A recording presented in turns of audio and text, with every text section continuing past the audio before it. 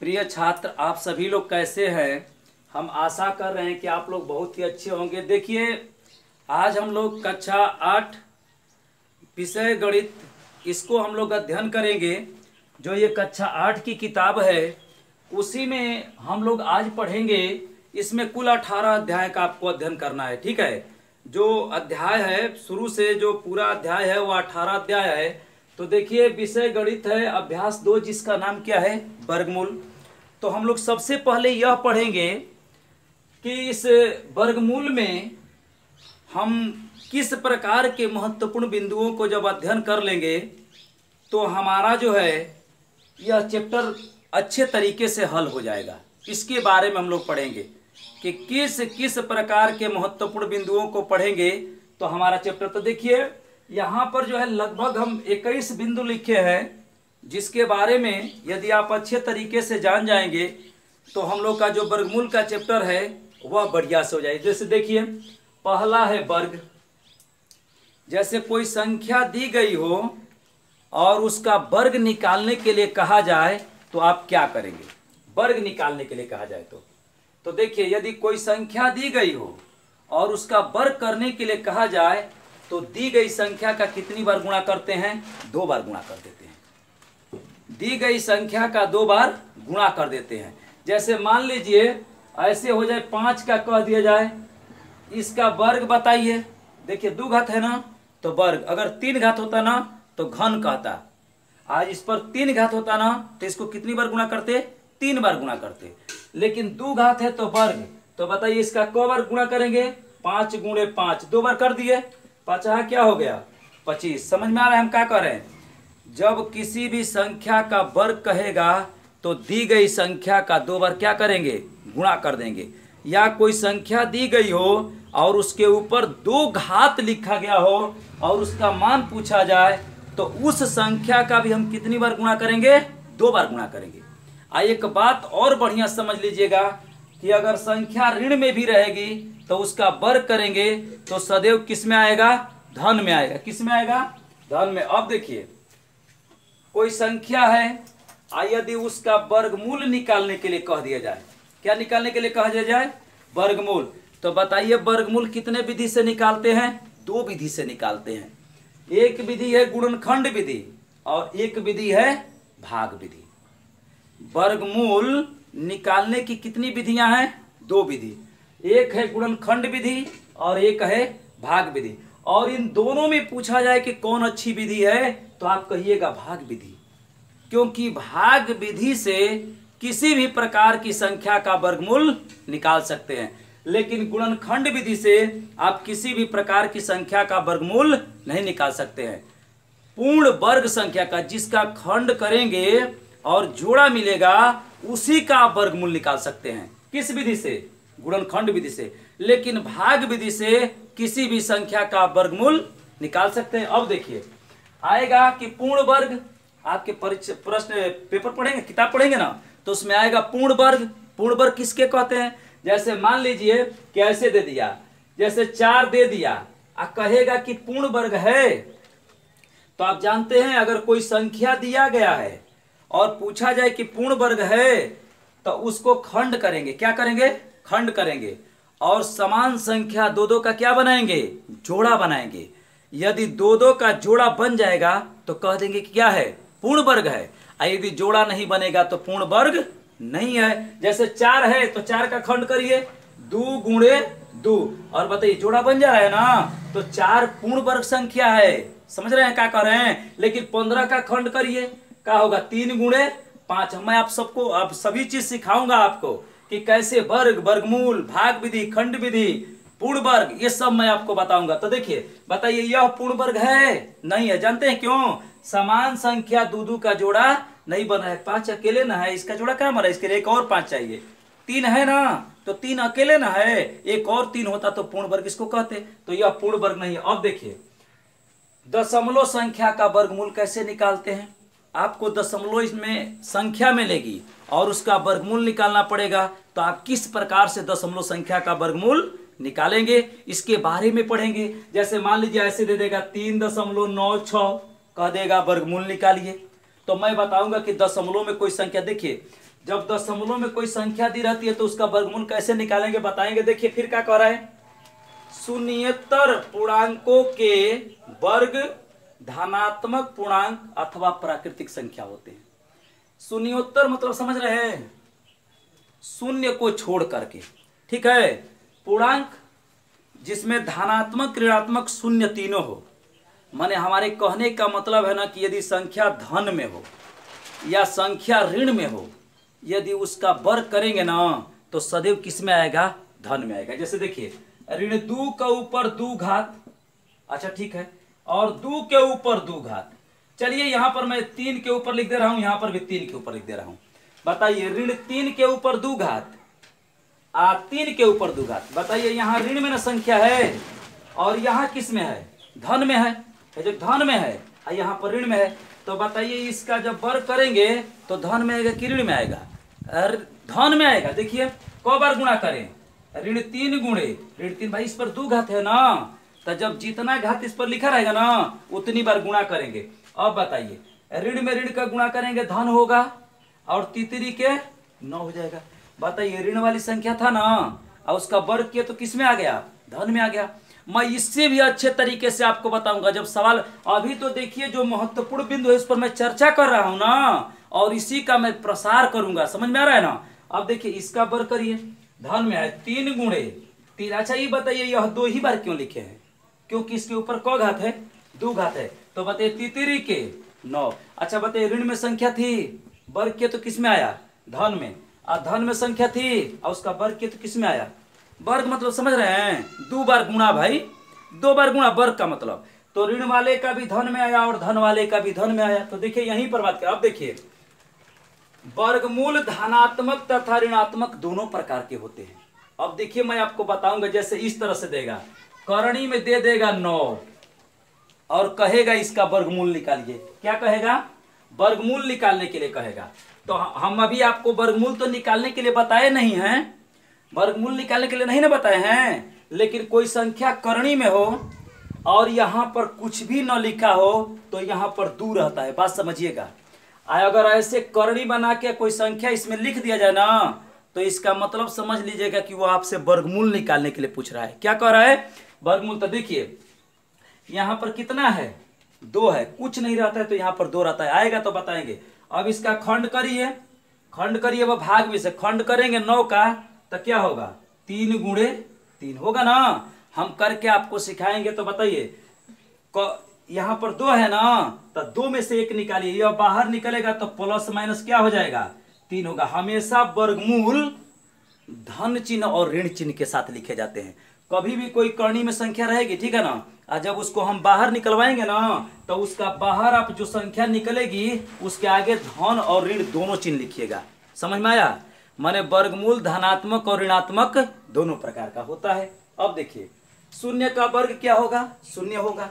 जैसे मान लीजिए कि शून्य है, अब वर्ग मतलब 2 घात, ठीक है, इसका मतलब कि इसका क वर्ग गुणा बताइए, 0 गुणे 0 बराबर क्या हो गया, 0। समझिए हम क्या कह रहे हैं। देखिए जब किसी संख्या के ऊपर जितना घात लिखा रहेगा समझिए उतनी बार उसको गुणा करना है। अगर यहाँ पर 3 लिखा होता तो कितनी बार गुणा करते, 3 बार गुणा करते। तो बताइए 0 का वर्ग क्या होगा, 0। और बताइए इस तरह से करणी में लिखा है 0, तो बताइए इसका वर्गमूल क्या होगा, 0।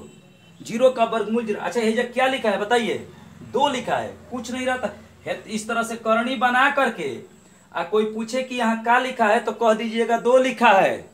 अगर कुछ नहीं रहता है तो 2 होता है। तो करणी में कोई संख्या हो ना तो उसका मतलब कि आपको वर्गमूल निकालना है। समझ रहे हैं क्या करना है, वर्गमूल। जैसे ऐसे कह दे, ऐसे 16 लिख दे, कहे कि बताइए कितना इसका मान होगा, तो आप समझिए करणी में लिखा है ना तो आप समझिएगा कि इसका वर्गमूल निकालेंगे। क्या निकालेंगे, वर्गमूल। अब वर्गमूल निकाले कितनी विधि है, 2 विधि, गुणनखंड विधि और भाग विधि। सभी विधियों का मैं बढ़िया से वर्णन करूंगा। अब बताइए खंड करेंगे तो कितनी समान संख्या में से एक संख्या निकालेंगे, 2 समान संख्या मिले, क्योंकि यहाँ पर तो इसके बारे में पढ़ना है।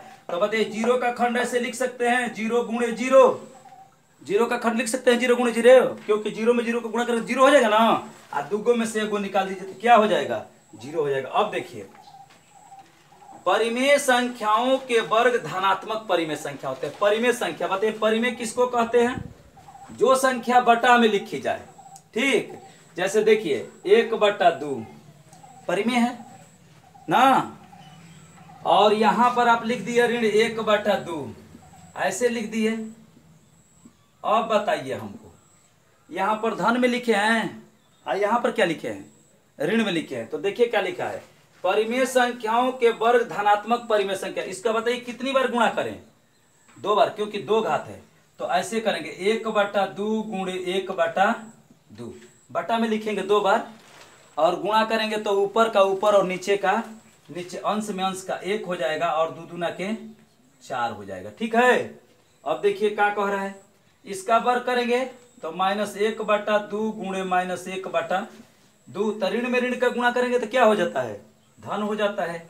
1 में 1 का गुणा करिए, 1 का 2 दूना के 4। अच्छा ये बताइए, हाई परिमेय संख्या लिखे थे ना, यह भी परिमेय संख्या लिखे थे, लेकिन यह धन में लिखे थे और यह किस में लिखे थे? ऋण में। आप वर्ग किए तो देखिए दोनों का उत्तर धन में आया कि नहीं आया? आया है धन में दोनों का।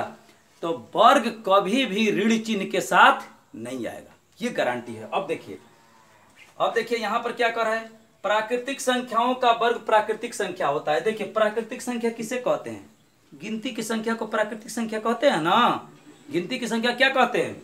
जैसे 1 है, 2 है, 3 है, 4 है, एक और वर्ग करिए। वर्ग मतलब 2 बार गुणा, तो बताइए 1 गुणे 1 बराबर 1।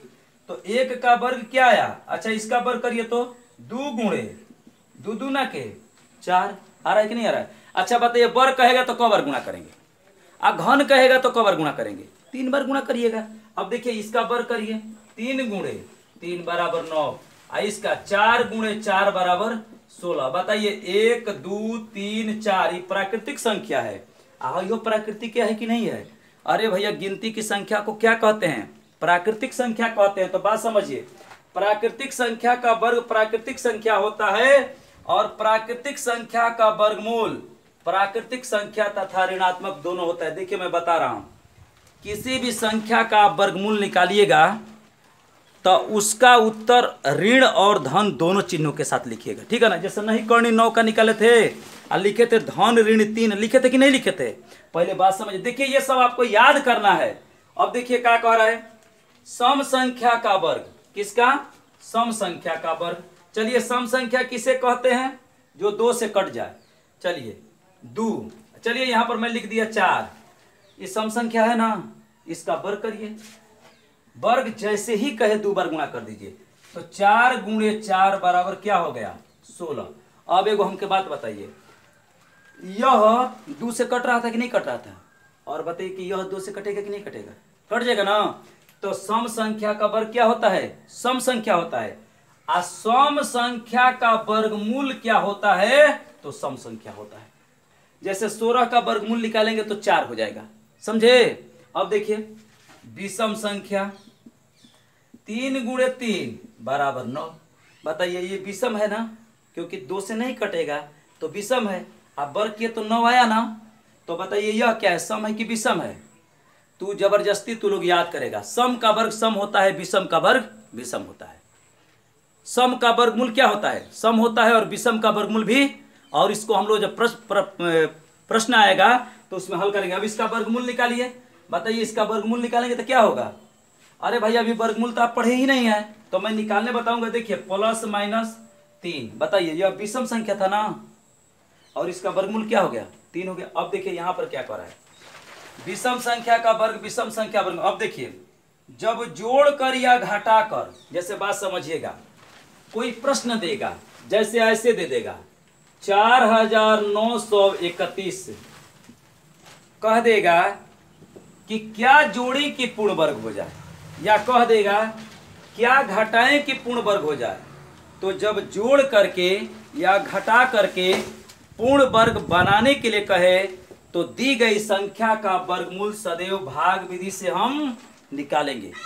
आपके बुक में कहीं पर भी यदि कहेगा कि जोड़ करके और घटा करके क्या जोड़ी की पूर्ण वर्ग हो जाए, क्या घटाएं की पूर्ण वर्ग हो जाए, तो हम उसको किस विधि से वर्गमूल निकालेंगे? भाग विधि से कभी उसको भूलिएगा मत, जब आएगा तो मैं बताऊंगा। अब देखिए ये पूरे आपके बुक का सारांश है, समझ रहे हैं ना। माने इतने ही तरीका का आपके पास सवाल आएगा। अब देखिए जब गुणा करके या भाग दे करके, जैसे कोई संख्या दी रहेगी और कहेगा कि किससे गुणा करेंगे कि पूर्ण वर्ग हो जाएगा, किससे भाग देंगे कि पूर्ण वर्ग हो जाएगा, तो इस प्रकार के प्रश्नों को बनाने के लिए आप खंड विधि के प्रयोग करेंगे, गुणनखंड विधि का प्रयोग करेंगे।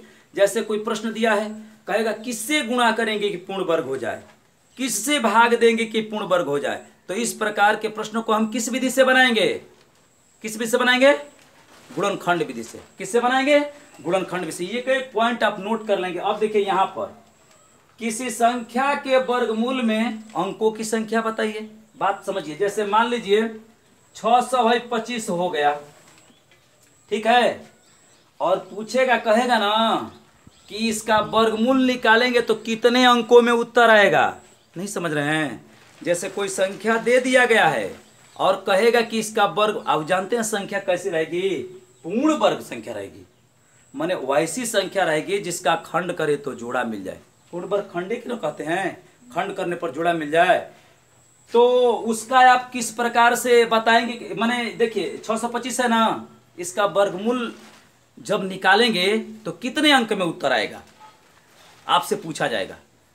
तो आपको इसको कैसे बताएंगे, इस पॉइंट को हम लोग पढ़ेंगे, बताएंगे कि कैसे बताएंगे, लेकिन कैसी संख्या का, पूर्ण वर्ग संख्या का। ये ना कि कोई आपसे पूछ दिया कौड़ी 2 का वर्गमूल निकालेंगे तो कई अंक में उत्तर आएगा, यह नहीं बनेगा, क्योंकि यह पूर्ण वर्ग संख्या नहीं है, क्योंकि इसका खंड करेंगे तो जोड़ा नहीं मिलेगा, यह परिमेय संख्या है।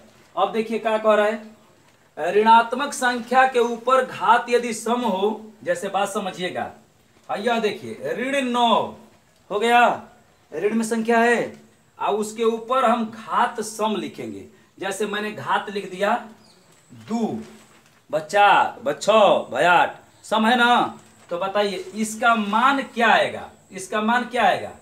देखिए ऋण वाली संख्या हो और उसके ऊपर घात सम हो तो सदैव उसका मान जो है कैसा आएगा, धन में आएगा। जैसे इसका 2 बार गुणा करिए, ऋण 9 गुणे ऋण 9, तब ऋण ऋण धन, और यहाँ पर 9 81। देखिए एगो बात हम बता रहे हैं, ऋण में संख्या हो इसके ऊपर लिख दिया घात 100, समझिए, और पूछेगा बताइए इसका उत्तर किस चिन्ह के साथ आएगा, इसको हल करेंगे तो इसका उत्तर किस चिन्ह के साथ आएगा।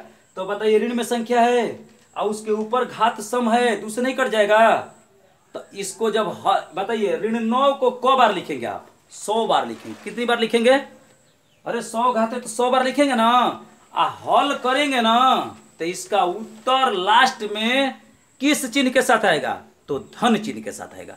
जब ऋण में संख्या हो उसके ऊपर घात सम हो तो उसका उत्तर किस चिन्ह के साथ आएगा, धन चिन्ह के साथ आएगा। अब देखिए ऋण में कोई संख्या है, ऐसे ऋण में है ना, और उसके ऊपर घात विषम है, देखिए विषम है ना, 2 से नहीं कटेगा। बताइए ऋण 3 को क बार लिखेंगे, बताइए कितनी घात है, 5 घात है, तो 5 बार लिखेंगे ना। तो ऋण 3 गुणे ऋण 3 गुणे ऋण 3 गुणे ऋण 3 गुणे ऋण 3, 5 बार लिख करके यदि इसका गुणा करेंगे तो उत्तर जो है आपका आएगा ऋण चिन्ह के साथ। माने ऋण में कोई संख्या है और उसके जैसे ऐसे लिख दिया, देखिए ऋण 1 और उसके ऊपर लिख दिया 551, और पूछा जाएगा बताइए उत्तर कितना कैसा आएगा, तो ये विषम है, हमेशा इसका उत्तर ऋण में आएगा, समझ में आया। और इस पर घात सम होगा तो उसका उत्तर हमेशा धन चिन्ह के साथ आएगा। नहीं समझ में आ रहा है क्या कर रहे हैं, ऋण में संख्या हो और उसके ऊपर देखिए, जब प्रश्नावली पढ़ाएंगे ना तो ऐसे ही जम करके पढ़ाएंगे, 2 सवालों को भूल के 20 मिनट लगेगा, समझ में आ रहा है ना, अच्छे तरीके से बताएंगे इन्हीं सब पॉइंटों को। अब देखिए तो यह चीज हम लोग समझे, आज जो 2 से कट जाता है उसे क्या कहते हैं, सम, आज जो 2 से नहीं कटता है उसे क्या कहते हैं, विषम। एक और आपको बढ़िया चीज बता रहे हैं, जैसे बात समझिए, कह दिया जाए कि 3 अंकों की छोटी संख्या लिखिए, क्या पूछा जाए, 3 अंकों की छोटी संख्या पूछिए। तो देखिए मैं बता रहा हूं, जितने अंक की छोटी संख्या कहेगा लिखने के लिए 1 लिख करके और 1 0 कम लिखिएगा। जैसे मैं बता रहा हूं 3 अंक की छोटी संख्या लिखना है ना, तो आप 1 लिख दीजिए, और 3 अंक का है ना तो दुगो इस पर 0 लिख दीजिए। देखिए ये छोटी से छोटी संख्या हो गई, समझ में आया। अब देखिए 5 अंकों की छोटी संख्या लिखिए, तो 1 लिख दीजिए, और 5 अंकों का है ना तो 4 को 0 लिख दीजिए। 1 2 3 4। देखिए यह 5 अंकों की छोटी संख्या हो गई। जब इसको गिनेंगे तो इसमें 5 अंक आएगा। बात आपको समझ में आ रहा है हम क्या कर रहे हैं। जैसे मान लीजिए आपसे 10 अंकों की छोटी संख्या लिखने के लिए कह दिया जाए, तो 1 लिख करके और बताइए उस पर कौ 0 लिखेंगे? 9 0 लिखेंगे। कितना 0 लिखेंगे? 9 0 लिखेंगे। गिनेंगे 1 2 3 4 5 6 7 8 9। अब गिन लीजिए 1 2 3 4 5 6 7 8 9 10। नहीं समझ रहे हैं? 7 अंकों की छोटी संख्या 1 लिख करके और कितना 0 लिखेंगे? 6 को 0 लिखेंगे।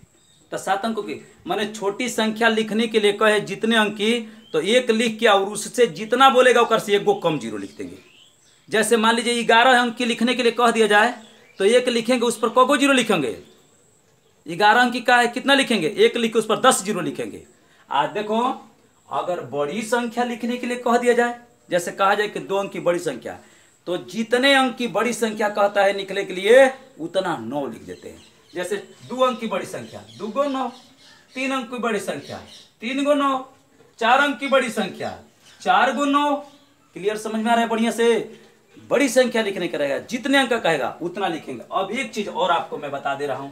अब देखिए करणी में 2, करणी में 3, करणी में 5, इस प्रकार की संख्याओं का भी वर्गमूल निकालने के लिए आपसे कहा जाएगा। तो जैसे आएगा वैसे हम लोग देखेंगे, और यह इसके महत्वपूर्ण बिंदु है। इसके बाद हम लोग प्रश्नावली को पढ़ेंगे और कुछ छूटा होगा तो उसे भी हम लोग समझ लेंगे, ठीक है ना। तो ऐसे वर्ग, वर्गमूल, 2 विधि, पूर्ण वर्ग संख्या, दशमलव संख्या का वर्गमूल, पूर्णांकों के धनात्मक तथा प्राकृतिक संख्या, वर्गमूल धनात्मक और ऋणात्मक चिन्हों के साथ आते हैं। किसी भी संख्या का वर्गमूल निकालेंगे तो धन या ऋण, धन और ऋण चिन्ह के साथ आएंगे। शून्य का वर्ग, शून्य का वर्गमूल शून्य। परिमेय संख्या का वर्ग धनात्मक होता है। परिमेय संख्याओं के वर्गमूल धनात्मक और ऋणात्मक दोनों। देखिए वर्गमूल किसी भी संख्या का निकालेंगे तो धनात्मक और ऋणात्मक। देखिए प्राकृतिक संख्याओं का वर्ग, प्राकृतिक संख्या जब भी वर्ग कहे 2 बार गुणा कर दीजिए, ठीक है। अब देखिए सम संख्या का वर्ग सम होता है, विषम संख्या का वर्ग क्या होता है? विषम होता है। सम का वर्गमूल भी क्या होता है? सम होता है। सम संख्या है, वर्गमूल निकालेंगे सम। तो हमको जानना चाहिए ना कि सम किसको कहते हैं। जो 2 से कट जाए उसे सम, जो देखिए जो 2 से न कटे उसे विषम। जोड़ करके या घटा करके पूर्ण वर्ग तो भाग विधि से वर्गमूल, गुणा करके और भाग विधि से कहे तो खंड विधि से वर्गमूल निकालेंगे। और किसी संख्या के वर्गमूल में अंकों की जब संख्या पूछेगा तो हम बताएंगे गिन करके बताते हैं या जोड़ा लगा के बताते हैं, ठीक है ना। और सम संख्या हो तो माने ऋणात्मक संख्या के ऊपर यदि घात सम हो तो उसका हमेशा उत्तर किस में आएगा? किस में आएगा? ऋण में, धन में आएगा। और ऋणात्मक के ऊपर घात यदि विषम हो तो ऋण में आएगा। 2 से कटेगा वो सम, और जो 2 से नहीं कटेगा उसे विषम कहते हैं, ठीक है ना। इस प्रकार से अब हम लोग अगले दिन इसको पढ़ेंगे।